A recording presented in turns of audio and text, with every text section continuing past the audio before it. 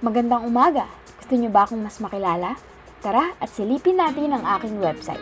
Ito ay aking binuo at ginawa katulad kung paano ako sumulat ng isang buong tula. Magsimula tayo sa unang stanza o sa aking homepage. Dito niyo agad makikita ang aking mga mahalagang impormasyon. Katulad sa tula, malalaman mo na agad sa umpisa kung ano ang buong paksa. Sa local hosting, mas mabilis din mag-load ang homepage ng walang ibang distractions, kaya mabilis natin matatapos ang storya. Dumiretso naman tayo sa ikalawang stanza. Karugtong ng simula, mas lalo mo pa akong makikilala. Dito, makikita ang mas detalyadong kwento ko, mga karanasan habang nag-aaral sa elementary,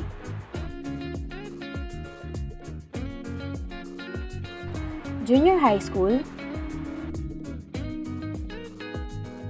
senior high school,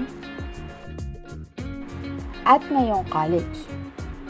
Kasama na rin ang aking mga napanalunan, medals, mga awards na nakamtan, at sino ako sa paningin ng aking mga classmates and teachers.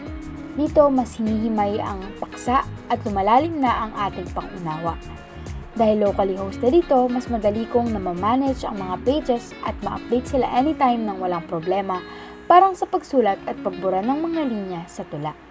Dumako na tayo sa ikatlong stanza, ang pinakamahalaga. Narito ang lahat ng mga proyektong aking nagawa sa iba't ibang paksa. Sa academics, sa literature, at sa creatives. May kaakibat na kwento o storya sa bawat isang pahina.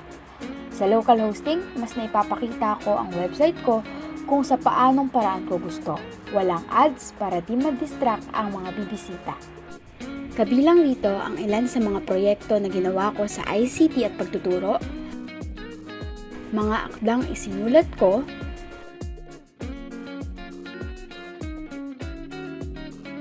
at mga sining na aking dinisenyo.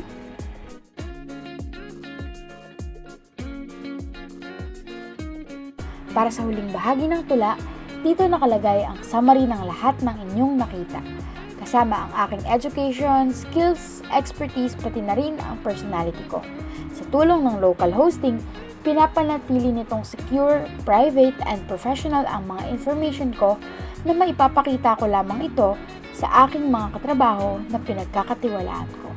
At dyan nagtatapos ang aking website, patay na rin ang paraan kung paano ako sumusulat ng tula.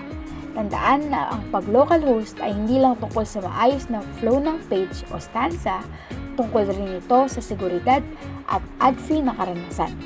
Sana ay may natutunan ka at syempre sana mas lalo mo akong nakilala. Salamat sa pagsama. Ingat ka!